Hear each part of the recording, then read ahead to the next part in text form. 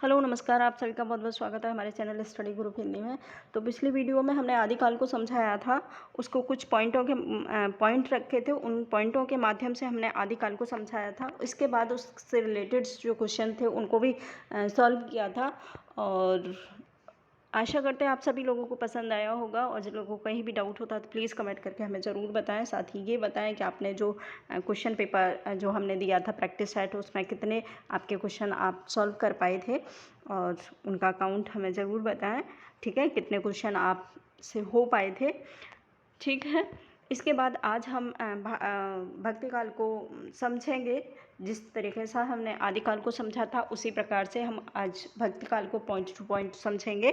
ठीक है, जैसे भक्तिकाल की क्या आरंभ हुआ, भक्तिकाल कब से आरंभ हुआ, भक्तिकाल की समय सीमा क्या है, भक्तिकाल के मत क्या हैं, भक्तिकाल में किन किन लोगों का योगदान रहा, भक्तिकाल की कितनी शाखाएं, ये सारी चीज़ों को हम एक पॉइंट टू पॉइंट के माध्यम से संपूर्ण भक्तिकाल को समझेंगे। ठीक है, तो पहला पॉइंट है कि भक्तिकाल की अवधारणा क्या रही है। ठीक है, मतलब किस प्रकार की अवधारणा रही है भक्ति से। ठीक है, तो अवधारणा देखते हैं कि क्या अवधारणा है हमारी भक्ति से रिलेटेड। ठीक है, पॉइंट टू पॉइंट सारे देखेंगे, सारे पॉइंट हैं इसमें। पहला पॉइंट है भक्ति की अवधारणा, दूसरा है भक्ति का समय। ठीक है, ये यहाँ भक्ति काल है, ये पॉइंट मतलब दूसरे नंबर पे है, लेकिन दूसरे नंबर पे नहीं होना चाहिए, यहाँ 5वें नंबर पे होना चाहिए इसको। ठीक है, तो आप अपने जब जो नोट्स बनाएं तो उसको इसको दूसरे नंबर पे न रख के 5वें नंबर पे इसको रखें। ठीक है, ठीक है, इसके बाद है भक्तिकाल का नामकरण किस आधार पर रहा और आलोचकों का क्या मत रहा, दार्शनिक मत क्या रहे भक्ति के विषय में। ठीक है, और भक्तिकाल का वर्गीकरण क्या रहा। इस प्रकार से ये सिर्फ इसकी मतलब प्रस्तावना कहा जाए कि भक्तिकाल की इस वाले वीडियो में सिर्फ और सिर्फ प्रस्तावना ही मैं बताऊंगी इन पॉइंटों के माध्यम से। इसके बाद जो दूसरा वीडियो बनाऊंगी उसमें उसकी शाखाओं के विषय में समझाऊंगी, उसके बाद उनके जो कवि हैं उनके बारे में समझाऊंगी, प्रत्येक कवि का पूरा डिटेल दूंगी मैं। ठीक है, तो ये सारी चीज़ें आप मतलब वीडियो के 1 2 3 4 करके ऐसे वीडियो बनाऊंगी, उसके माध्यम से आप लोग सभी पूरे भक्तिकाल को एकदम अच्छे से पॉइंट टू पॉइंट समझ पाएंगे। ठीक है, तो पहला है हमारे के भक्तिकाल की अवधारणा क्या रही है हमारी भारतीय साहित्य में। ठीक है, भक्ति की अवधारणा की बात करें तो थोड़ा सा छोटा कर लें, पेज बहुत लंबा हो रहा है। ठीक है, इसमें है भक्ति की अवधारणा की बात करें तो भक्ति शब्द का आरंभ सर्वप्रथम, ठीक है, जो भक्ति शब्द का आरंभ हुआ है वो सर्वप्रथम श्वेत उपनिषद में देखने को मिलता है। भक्ति काल का नहीं, यहाँ पर आप लोग याद रखें भक्ति को सिर्फ रिलेटेड किया जा रहा है, तो आप भक्ति को ही माने, ना कि भक्ति काल को माने। ठीक है, भक्ति काल एक दूसरा पॉइंट बनता है, जब मैं भक्ति काल का बताऊंगी तब उसको समझाऊंगी। अभी सिर्फ हमें भक्ति समझना है। तो जो भक्ति शब्द का आरंभ हुआ है वो श्वेत उपनिषद में मिलता है सबसे पहले। ठीक है, भक्ति शब्द की उत्पत्ति संस्कृत के भज धातु से, ये भज धातु से और भज धातु के कित प्रत्यय से मानी जाती है, जिसका अर्थ है भगवान में, जिसका अर्थ है अपने में उपस्थित भगवान के ऐश्वर्य में भाग लेना या उसमें लीन हो जाना या फिर रम जाना। ठीक है, ये रहा हमारी अवधारणा भक्ति के विषय में। ठीक है, इसके बाद जो पॉइंट बनता है, कुछ लोगों ने इसको भक्ति को थोड़ा सा पॉइंटेड किया है, तो वो भी देख लेते हैं। आचार्य शुक्ल के अनुसार शुक्ल क्या मानते हैं कि भक्ति शब्द है क्या चीज़। भक्ति है, भक्ति धर्म का रसात्मक रूप है। आचार्य शुक्ल का मानना है कि भक्ति जो है वो धर्म का एक रसात्मक रूप है, यानी कि जिस धर्म में हम किसी भी धर्म में होते हैं, चाहे वो हिंदू धर्म हो, चाहे मुस्लिम हो, चाहे सिख ईसाई, यानी भाई कोई भी धर्म होता है, तो उन धर्मों के प्रति हमारी जो आस्था होती है, जो लगन होती है, जो मतलब एक भाव होता है, उस भाव को ही इन्होंने क्या भक्ति कहा है, ठीक है।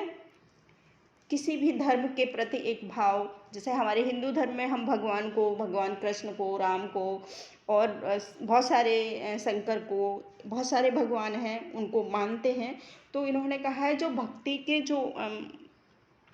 भक्ति का जो रसात्मक रूप है वही धर्म का जो धर्म का जो रसात्मक रूप है वही क्या है, भक्ति है, ठीक है। और इसके साथ ही दूसरा पॉइंट है भक्ति के विषय में, ईश्वर विषयक रति भाव ही क्या है, भक्ति है। ये भी मतलब रिलेटेड से ही है, दूसरा जो पॉइंट है वो भी इससे रिलेटेड है, तो बहुत ज़्यादा अंतर नहीं है।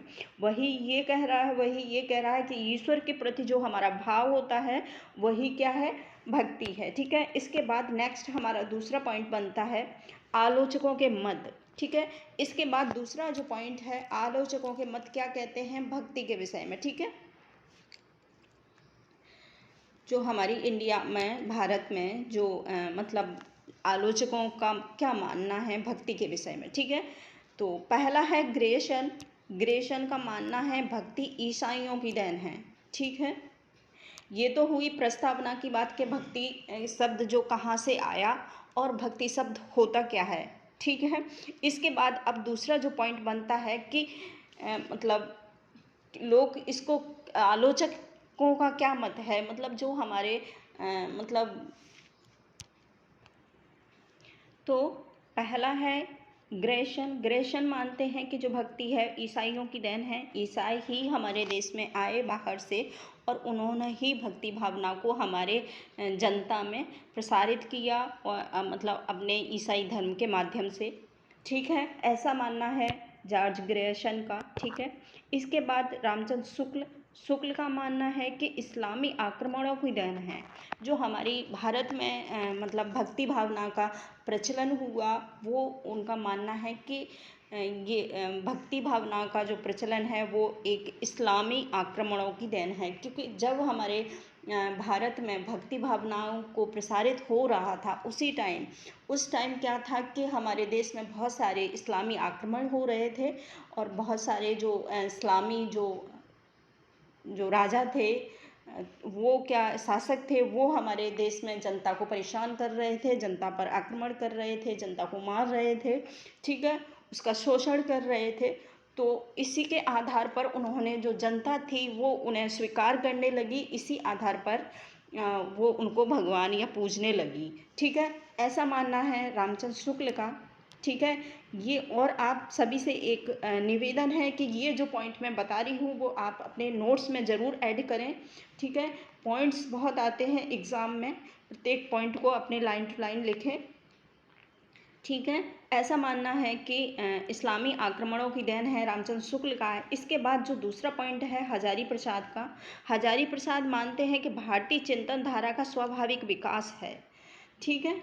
इनका मानना कुछ अलग है, ये इनको नकारते हैं, आचार्य रामचंद्र शुक्ल को भी और ग्रेशन को भी, हजारी प्रसाद, ठीक है। हजारी प्रसाद का मानना है कि भक्ति जो है, हमारे जो भारत के लोग हैं, हमारे भारत के जो जनता है, भारतवासी हैं, उनको एक ये स्वाभाविक विकास है कि जब उन पर कोई परेशानी या विपत्ति आती है तो वो क्या करते हैं, भगवान की शरण लेते हैं और भगवान को निवेदन करते हैं, यही उनका स्वाभाविक विकास है, ठीक है। ऐसा मानना है हजारी प्रसाद का, ठीक है, कि भारती जो है ना, या भर्ती लिखा है, आप लोग भारती लिख लें, ठीक है।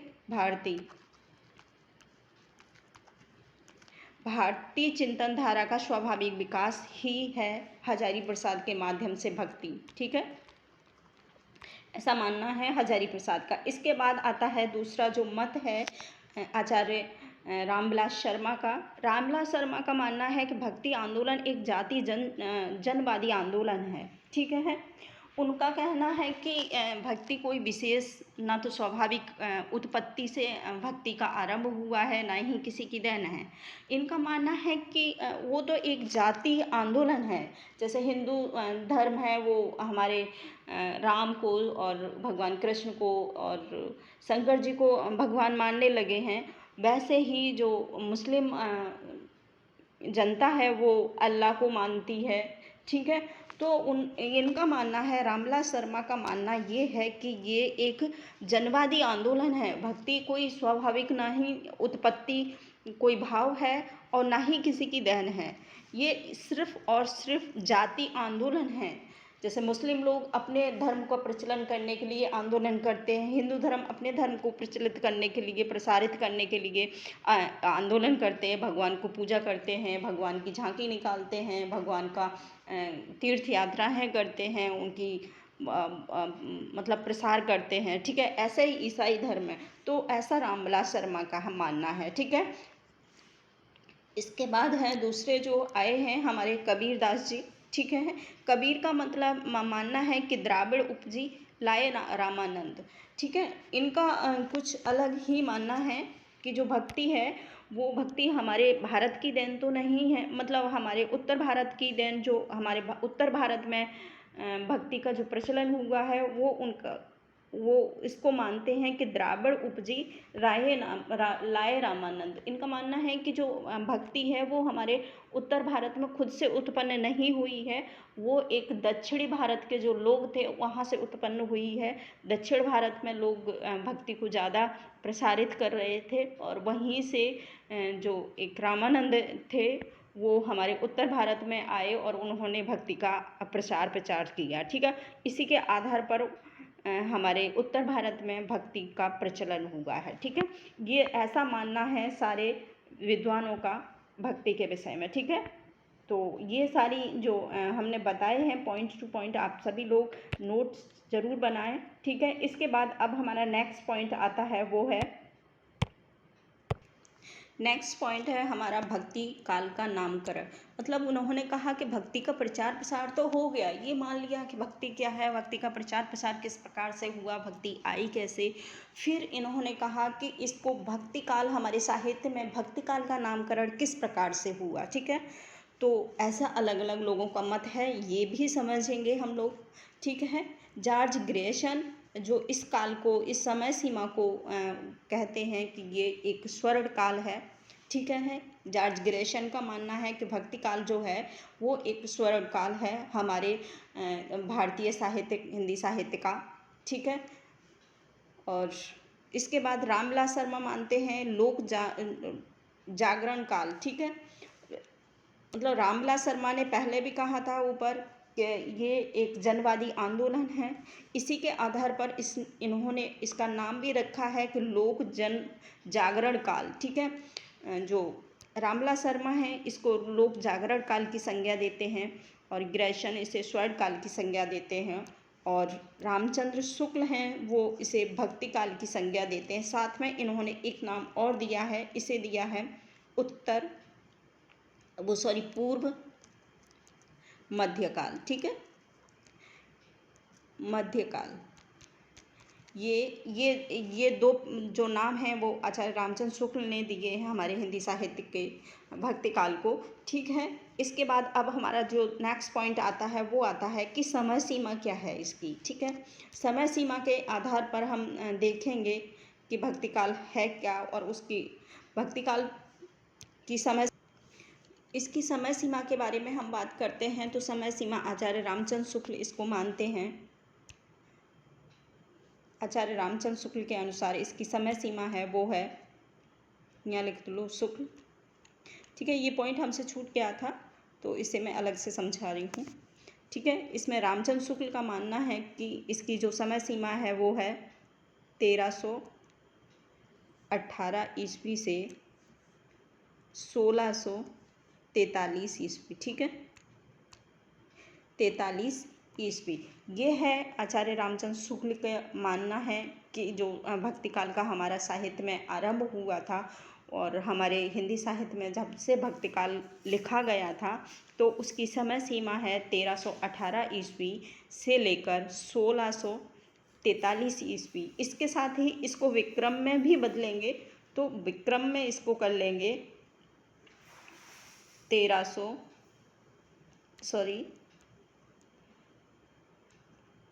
1375 से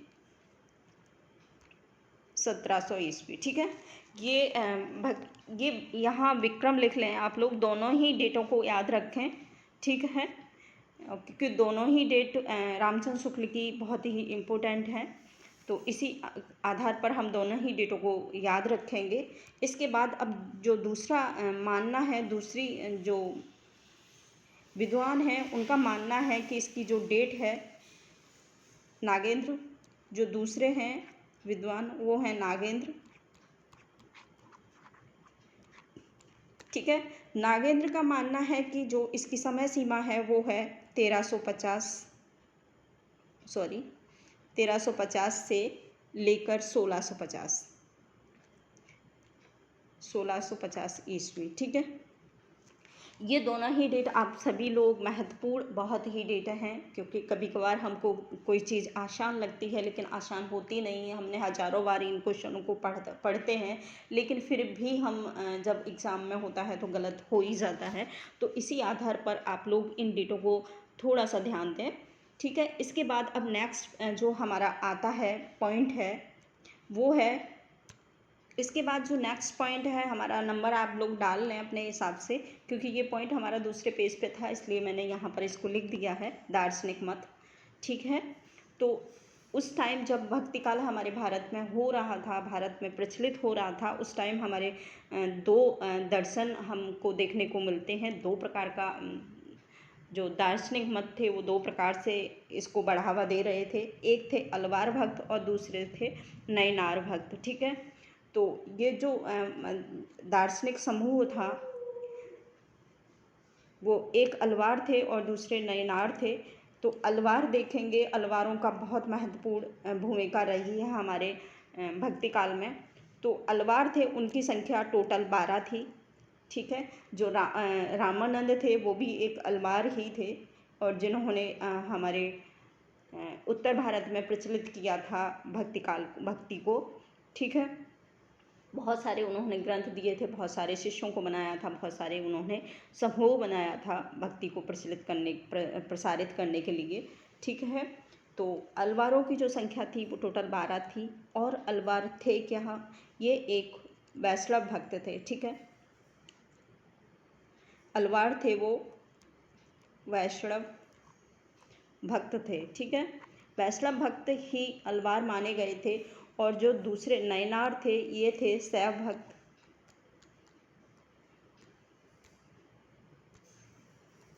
नयनार शैव भक्त थे और अलवार वैष्णव भक्त थे। ठीक है, तो पहले हम अलवार भक्तों को देखेंगे, उसके बाद नयनार को देखेंगे। ठीक है, अलवारों की कुल संख्या 12 मानी गई है। इसमें जो प्रमुख प्रवर्तक थे रंगनाथ या मुनिनाथ, दोनों में से कोई भी नाम होता है। कोई कोई इन्हें रंगनाथ बोलता है और कोई कोई इन्हें मुनिनाथ बोलता है, तो इसीलिए हमने इसमें दोनों नामों को ऐड किया है, रंगनाथ और मुनिनाथ। ठीक है, तो इसके प्रवर्तक माने जाते हैं। और जो इसका जो मेन ग्रंथ था वो दिव्य प्रबंधम नाम से ये प्रकाशित हुआ था। ठीक है, इसमें बहुत सारे अलवार भक्तों की ग्रंथ थे, एक ही साथ एक बना दिया था। जैसे उसके बाद और इसकी समय सीमा की बात करें तो समय सीमा इसकी जो अलवार भक्तों की थी वो 9वीं सदी मानी गई है। समय सीमा 9वीं सदी है। ठीक है, इसके बाद ये हमने पहले ही बता दिया है कि जो अलवार हैं वो, इनका जो मत है, जो इनकी मानना भक्ति है वो वैष्णव थे। ठीक है, और इसके साथ ही जो प्रथम भक्त थे अलवारों में, जो प्रथम भक्त माने गए हैं वो हैं मोयंग। ठीक है, मोयंग को प्रथम कवि या प्रथम भक्त, ठीक है, मोयंग को माना जाता है। इसके बाद अंतिम जो कवि हैं वो परमाल को माना जाता है। ये आप लोग याद जरूर रख लें, मोयंग और परमाल, क्योंकि बहुत बार पूछा जाता है कि अलवार भक्तों में प्रथम कवि कौन था, तो मोयंग थे, और अलवार भक्तों में अंतिम कवि कौन था, तो परमाल थे। ठीक है, इस प्रकार से हम जो अलवार मत था, अलवार वैष्णव मत था, उसको हमने समझा। इसके बाद अब नयनार को समझेंगे। नयनार क्या थे? नयनार थे शैव भक्त थे। ये शैव की पूजा करते थे, शिव जी की शैव उपासक थे। ठीक है, नयनार का मतलब होता है अपने आप को भगवान के प्रति समर्पित कर देना।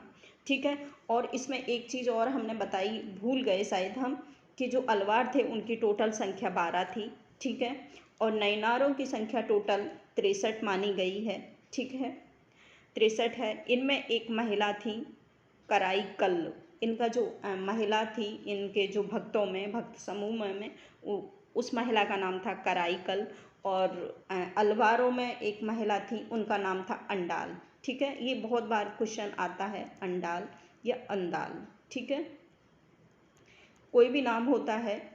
और इन्हें दक्षिण की मीरा भी कहा जाता है, सॉरी, दक्षिण की मीरा कहा जाता है, ठीक है, अंडाल को। जो अलवार भक्तों में एक महिला थी, बहुत बार एग्जाम में आता है कि अलवार भक्तों में महिला कौन सी थी, क्या नाम था, तो वो अंडाल थी या अंदाल थी अपने हिसाब से, और इन्हें दक्षिण की मीरा कहा जाता है। नैनारों में एक महिला थी, उनको कराईकल कहा जाता, उनका नाम कराईकल था, ठीक है। और जो इसके प्रथम कवि थे वो अनय थे, ठीक है, अनय थे। इस प्रकार से हमने इन दोनों दार्शनिक मतों को समझा है, जो हमारे भक्ति काल से संबंधित रिलेटेड भक्त थे, वो दार्शनिक मत थे, ठीक है, जो दर्शन पर आधारित थे। इसके बाद अब हम देखेंगे कि भक्ति काल का वर्गीकरण, जो लास्ट पॉइंट है। पॉइंट से आप सभी से निवेदन कर रही हूँ कि पॉइंट अपने आप अपने अकॉर्डिंग डालने में मुझे याद नहीं रह रहा है, ठीक है, कि कौन सा नंबर का पॉइंट था। तो इसके बाद अब जो नेक्स्ट पॉइंट है वो है वर्गीकरण। भक्ति काल का वर्गीकरण किस प्रकार से हुआ है, तो भक्ति काल का हमारे हिंदी साहित्य में दो प्रकार से भक्ति काल को वर्गीकृत किया गया है। एक थी सगुण काव्य धारा और एक थी निर्गुण काव्य धारा, ठीक है। ये दो थी काव्य धाराएँ स्टार्टिंग में हुई। एक को सगुण काव्य का नाम दिया गया और एक को निर्गुण काव्य का नाम दिया गया, ठीक है। तो सगुण क्या थी ये देखते हैं। सगुण में क्या था कि इसमें भगवान को, साक्षात भगवान को ही मानना, मतलब भगवान, ईश्वर के प्रति मानना, ईश्वर को समर्पित कर देना, भगवान को मतलब साक्षात भगवान किसी मानव जन को मानना ही मतलब सगुण काव्य धारा थी, ठीक है। और निर्गुण काव्य धारा में किसी मतलब निर्गुण, निराकार, जिसका कोई अस्तित्व, तो निर्गुण काव्य धारा में भगवान के प्रति अपने आप को समर्पित कर देना, और जो भगवान है उनका निर्गुण लोगों का उनका मानना है कि भगवान का कोई आकार नहीं है, कोई रूप रंग नहीं है, भगवान तो निराकार हैं, उनको किसी भी रूप में देखा जा सकता है।